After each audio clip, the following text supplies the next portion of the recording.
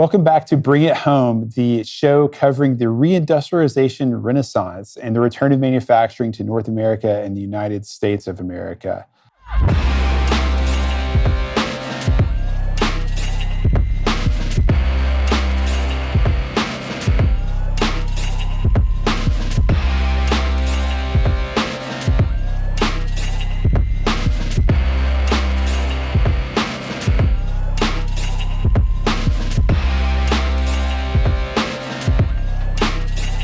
I'm your host, JP Hampstead. Got some guests coming on later in the show, but for now, we'll start off with some headlines, some really big announcements, actually. Probably the most important one is that Anduril, the defense tech startup founded by Palmer Luckey, he's that kooky Oculus Rift guy that always wears the Hawaiian shirts, it announced that it had selected Columbus, Ohio, for the site of Arsenal One, its first hyperscale manufacturing facility. Anduril is like I said, it's a defense tech company that has been building all different kinds of things, from drones to anti-drone kind of technology and sort of like defense systems.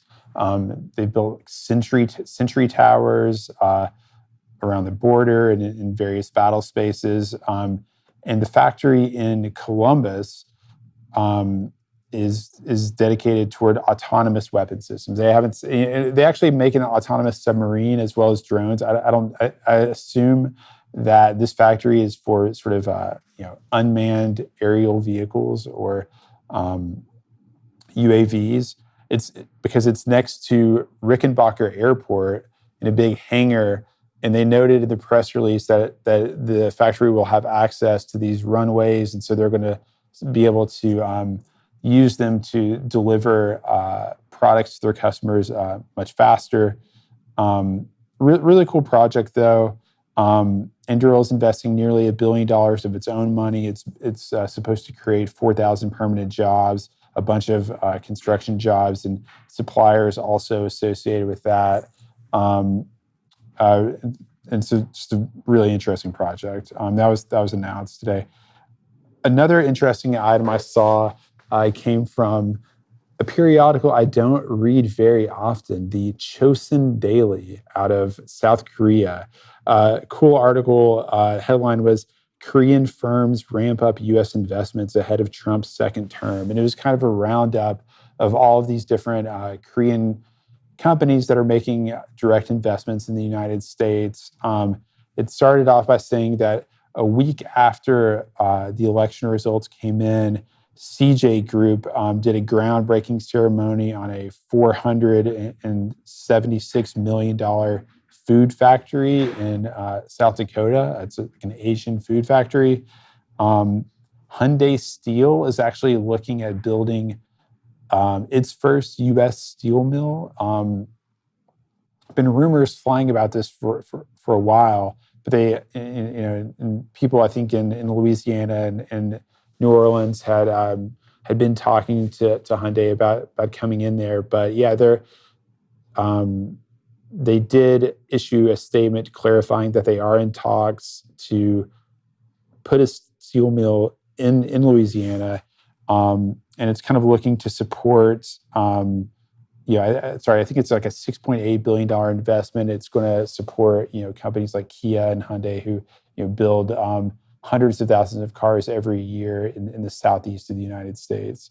And then the other Korean company that was kind of highlighted in this article in Chosun Daily was LS Cable, which is building a large undersea cable factory in Chesapeake, VA. They're putting in $681 million of their own money. They have $147 million in state and federal support for a total of, I guess it's about $820 million project in total. For those of you who don't know, yes, the internet is a series of tubes. Those tubes, though, are undersea cables that carry massive amounts of data between continents. And this is it's pretty cool, high tech manufacturing story on the East Coast in Virginia. And then the last one, Coherent. It's a company that makes lasers and chips for a bunch of different high-tech industries. It won a $79 million grant from the CHIPS Act. It's going toward a plant expansion in Easton, Pennsylvania in the Lehigh Valley, creating 360 jobs. And it'll be used to make silicon carbide substrates, just sort of various kinds of silicon wafers and chips. I think they said 150 millimeter and 200 millimeter semiconductor chips. So that's what's going on. A decent amount of activity. Close to several approaching $1 billion projects in the news this week. So really cool.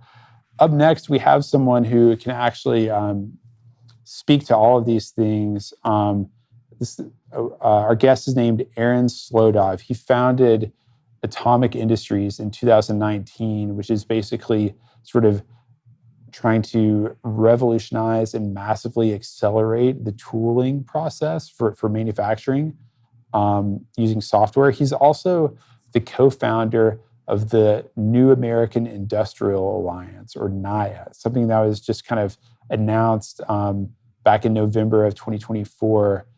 It's a group of industrialists, investors, technologists, a whole bunch of different people who are coming together and trying to articulate a new industrial policy for the United States, to kind of have a united front about around the concept of how technology can help bring manufacturing back to the United States. What's the masterclass all about? Well, here's what I'm going to tell you. If you're a driver, you're an owner-operator, you're a fleet owner, whether you're in compliance services, dispatcher, no matter what it is, masterclass is for you.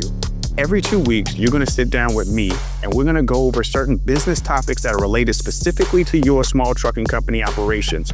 We're going to help you with everything from compliance to how to negotiate better on the spot board, how to find direct freight, and everything in between. This is the reason why you don't want to miss out on Masterclass. It's about an hour to an hour and a half. And then on top of that, you'll have the library to you so that way you can always research and reflect back onto it. Don't miss out this opportunity. This is built specifically for you. I'm excited and I hope to see you in class.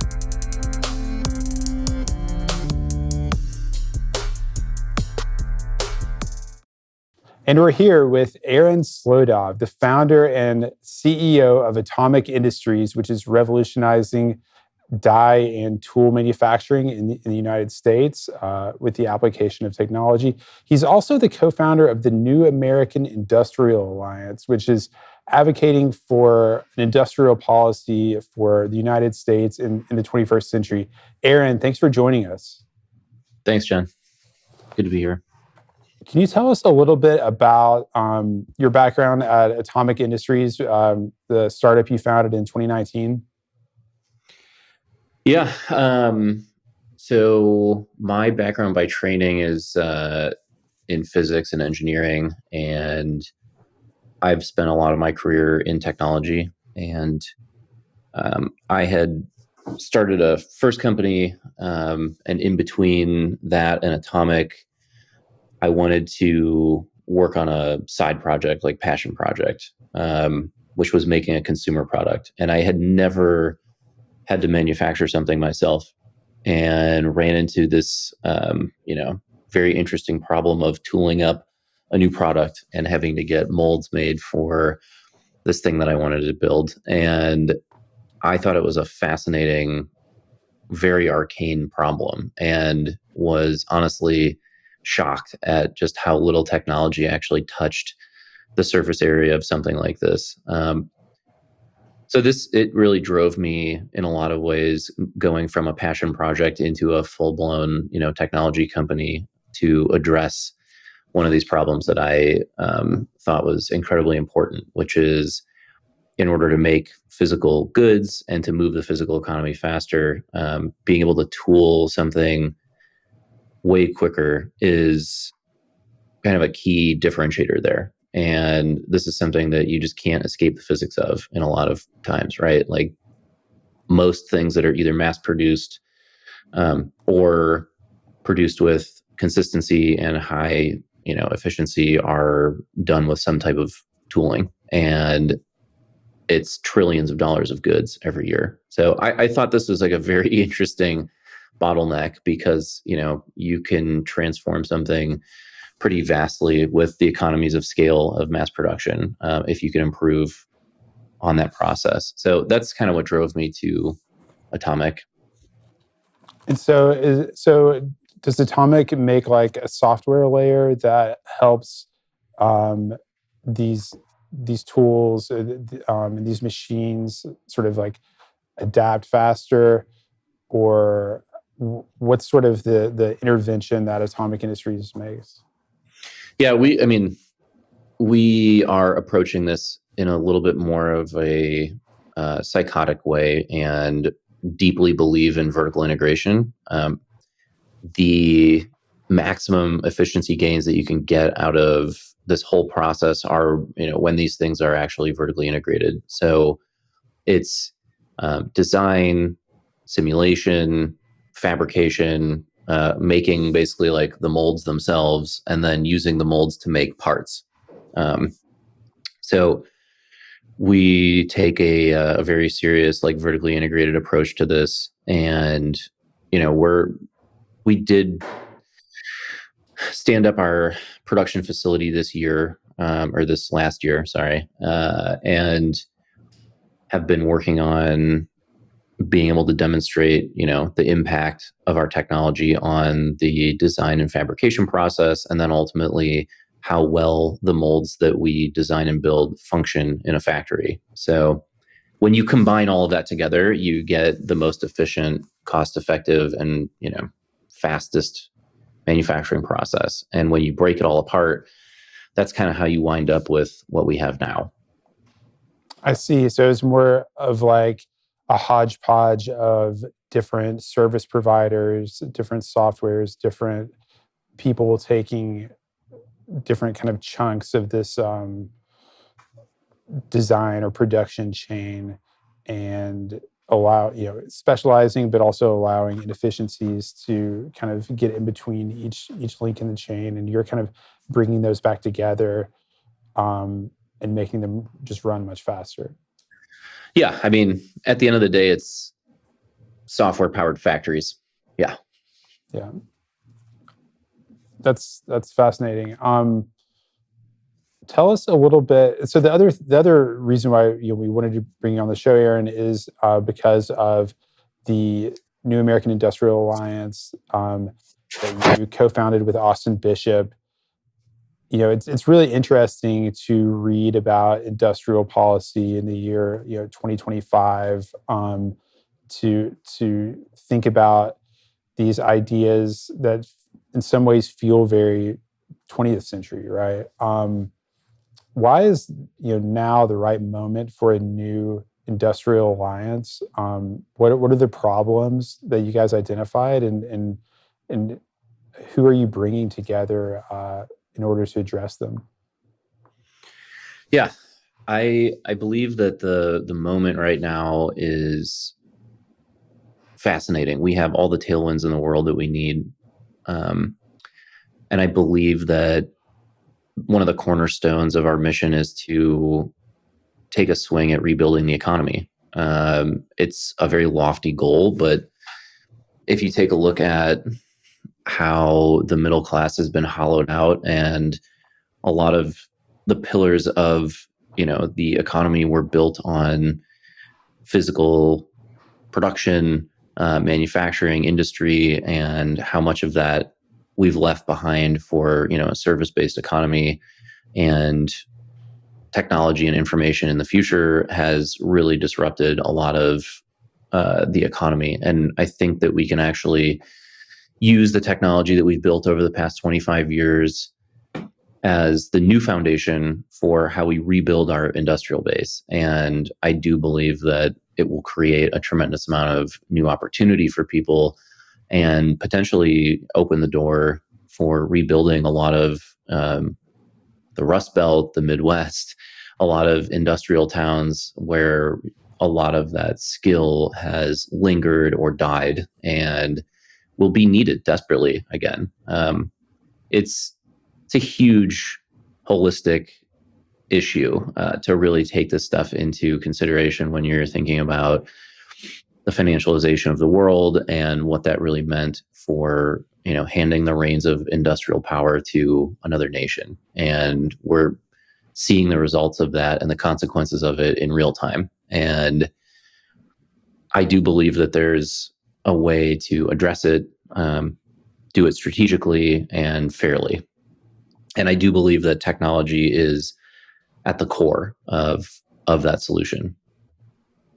So kind of like high-tech manufacturing or technology-enabled manufacturing.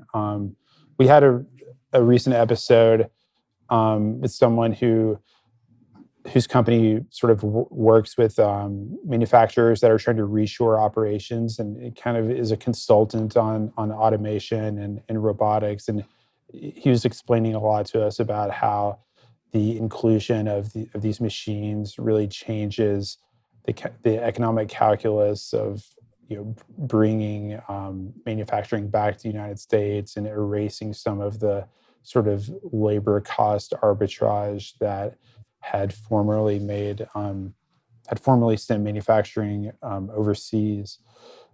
So it's fascinating. When I hear about like an industrial alliance or an industry association, my mind immediately goes to like, okay, like this is some sort of like lobbying firm, like they have a membership, they have some sort of like legislative agenda, they're trying to get like bills passed or maybe trying to stop bills from being passed. What from your perspective, does NAIA have like a specific legislative agenda or like policy platform that they're trying to advocate for, or is it too early for that? We're developing one, and it's definitely going to be out in the public eye relatively soon. But I would like to at least acknowledge some of these things, just because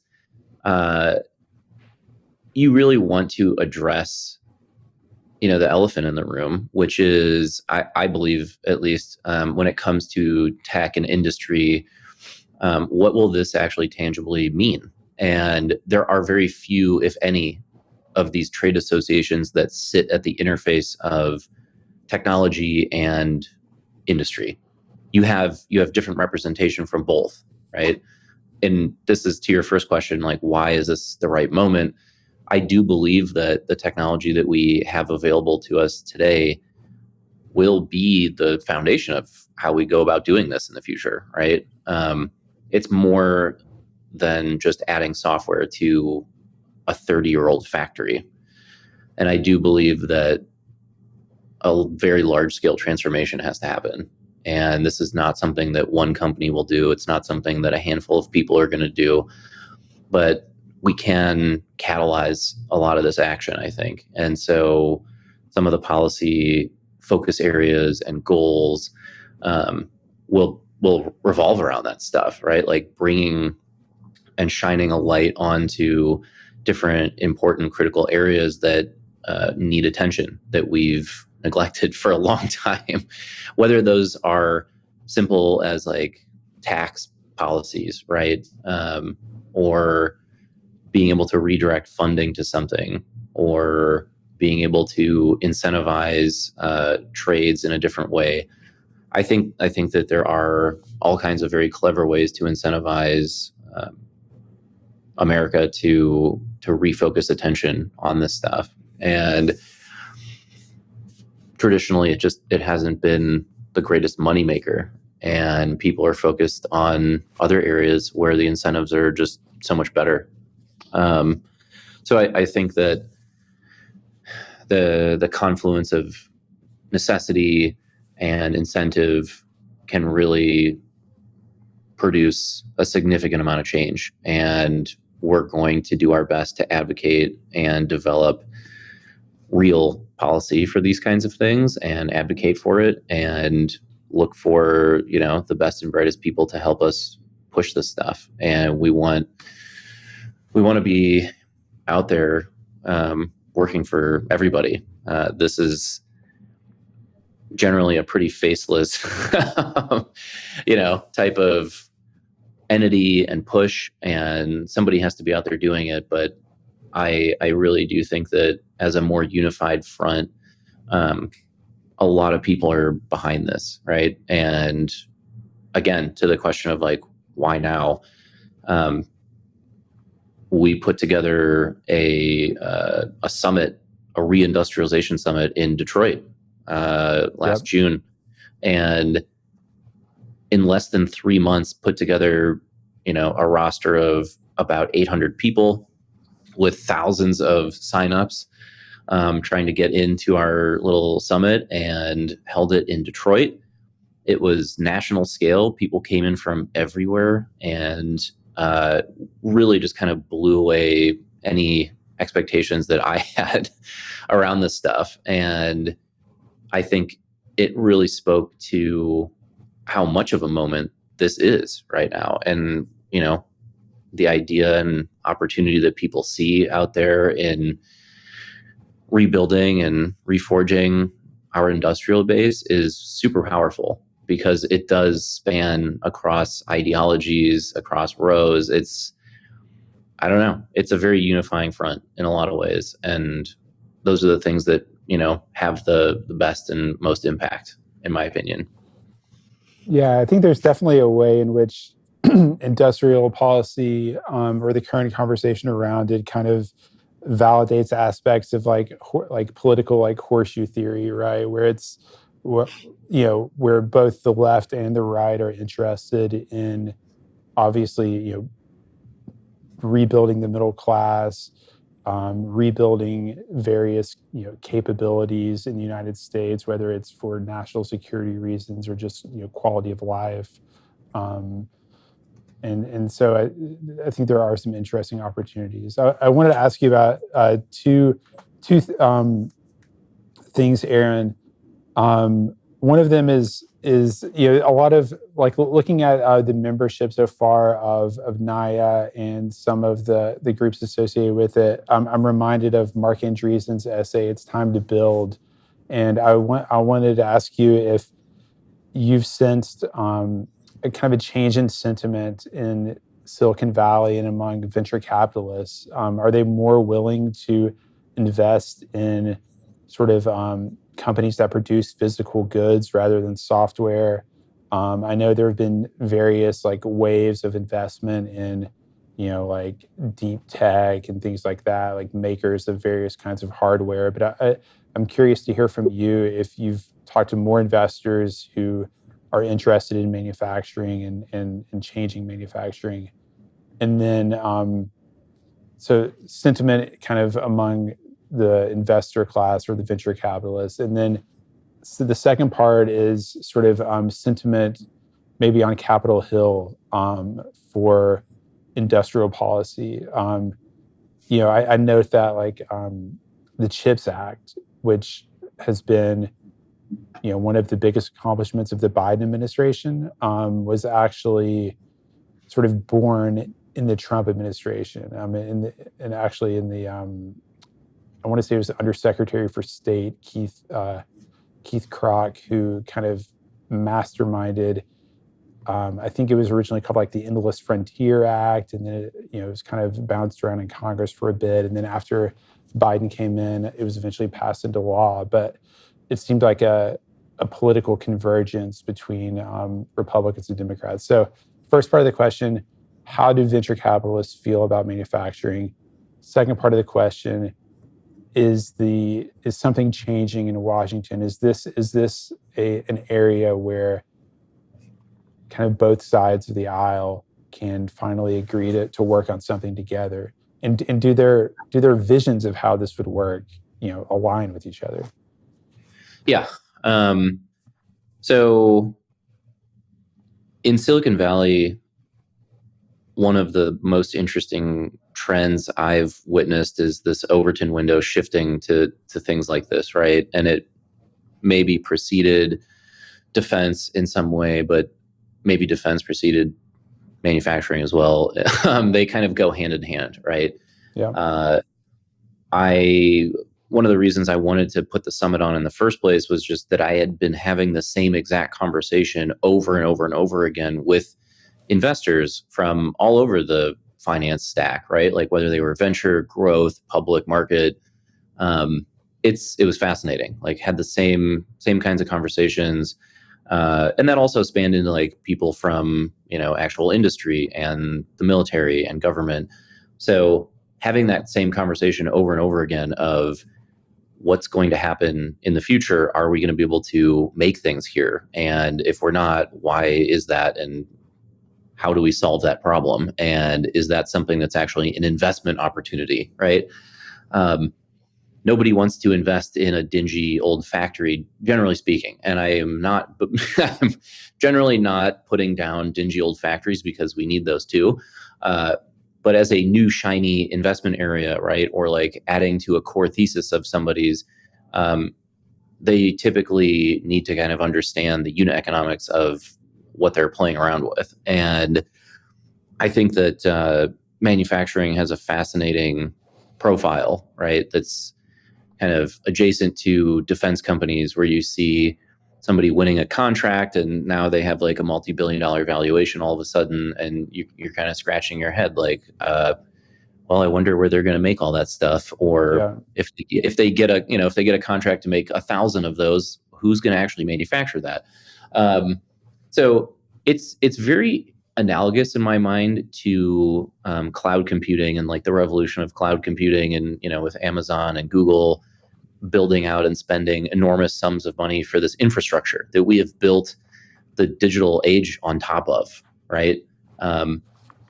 Building out compute infrastructure, I think, is very similar in a lot of ways to building out industrial capacity and infrastructure as well. But typically speaking, factories are just not infrastructure. They are privately owned enterprises that function on a very focused level to build something, and we just don't have access to that kind of stuff. So I believe that the attitudes that I've seen unfolding over the last couple of years have been amazing.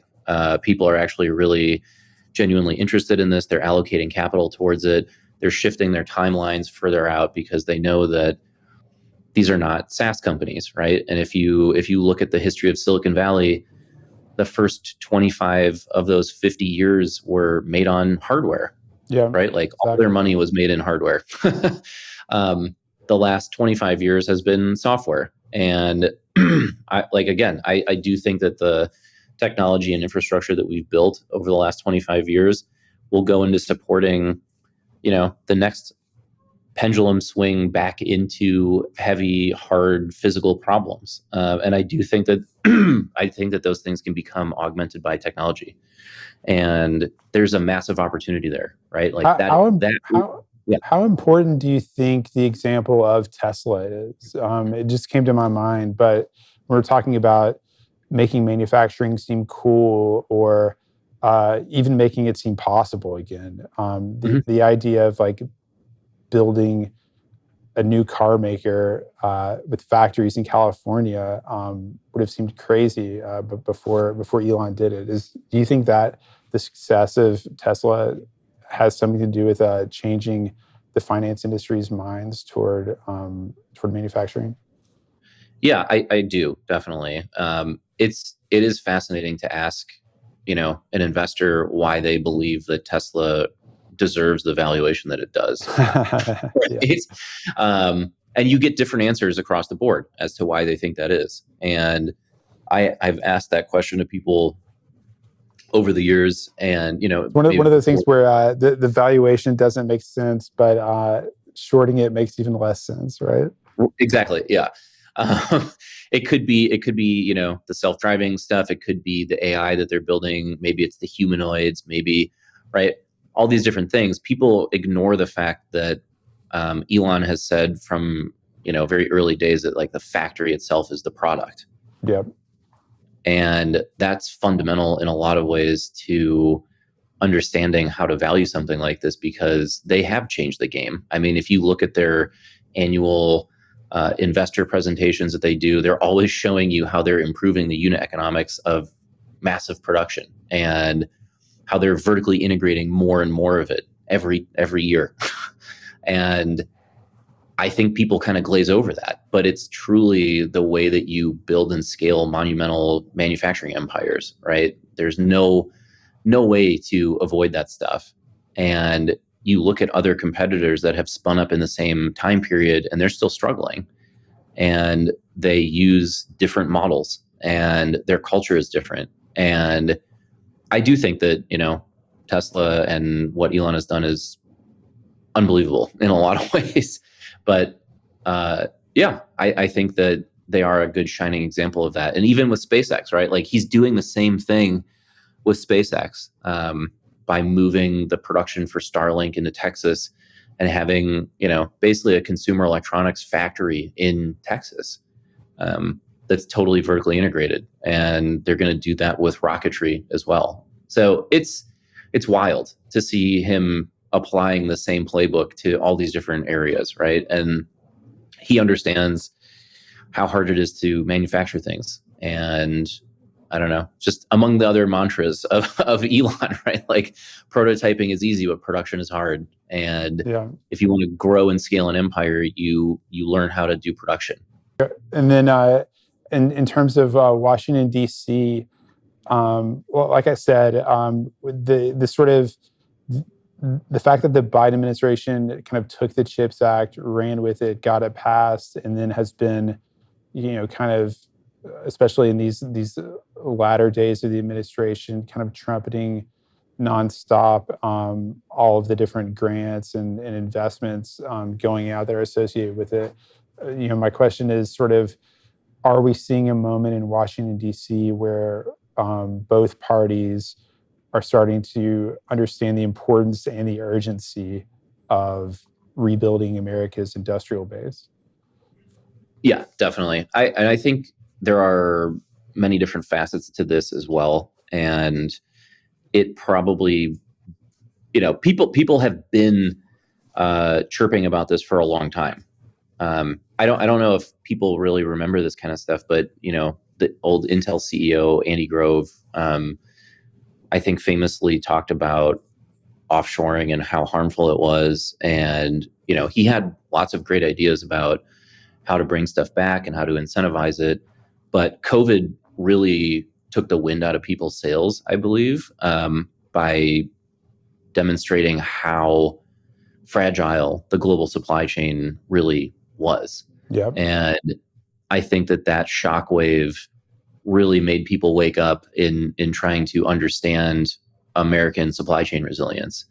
And people started paying extra for resilience, right? And people have been, not people, like massive organizations have been divesting their operations and diversifying it out of China and looking for ways to bring it closer.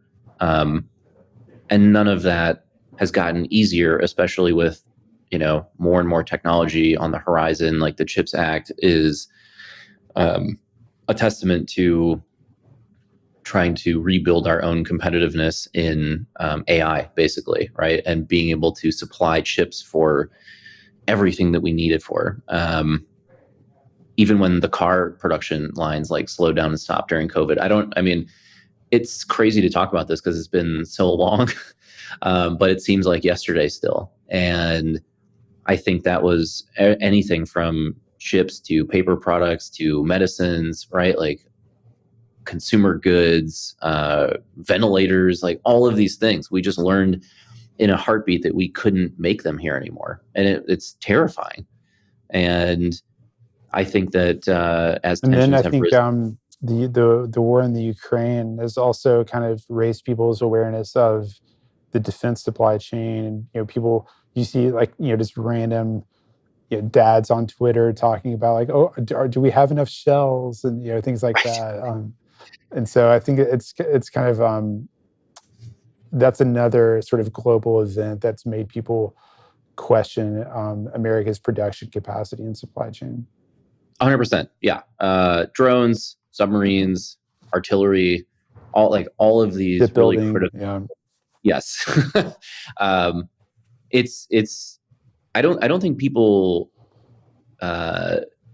were not believers that we didn't have this type of, capability or capacity anymore. It was more just maybe a when rather than a why. And yeah, I think that the rising tensions have really pushed this stuff to a head in a lot of ways. And we're looking at many different areas of the industrial base to bolster in regard to like defense. And yeah, you cannot have a large scale conflict even in drone times, right?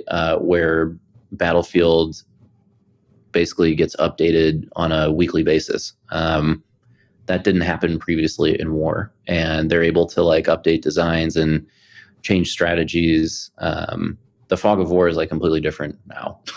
So we don't have the production capacity to deal with something like that. And it has to be something that we get more serious about. And I believe that that's another thing, right? Like you were saying, that is very across the aisle. Everybody can kind of agree on this stuff. It's just, how are we going to go about doing it in an intelligent way? Yeah, that seems to be the crux of it, and making sure that the incentives are sort of like efficiently used, and trying to determine how much of what the government does is keeping them away from picking winners and losers, but having them like co-invest in things that are happening, and kind of making it easier for people to start up projects or expand plants and things like that. Definitely. Yep. Aaron, I want to ask you, just to close here, what can we expect from Atomic Industries and NAIA I know those are two separate organizations, but you're involved in both, so I'll ask at the same time. What can we expect over the next 6 months? What's Atomic doing, and then what's on the agenda for NAIA? So for Atomic, we're going to be business as usual. Being a startup company, we have our heads down most of the time, building our technology and trying to serve customers. And we're basically just going to be continuing that mission. I don't think anything super interesting is going to come on on the horizon for this year at least. But yeah, we'll be kind of like business as usual. A lot of our focus is on the technology itself. So we're working pretty heavily on all areas of engineering right now. And a lot of that is, just software in various areas. And then having our production operation in Detroit.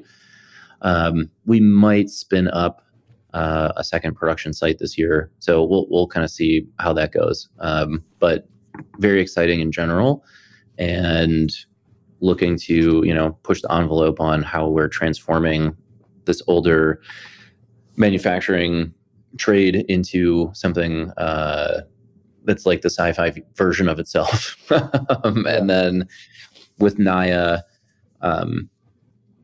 we're going to be able to roll out publicly in the next 6 months, and stand up hopefully some good policy positions to advocate around.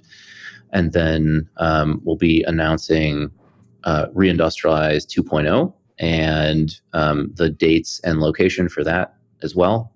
So we're building on the success of last year's summit and trying to keep it very much the same, with some good updates and tweaks, and hoping to offer an even better experience to our participants.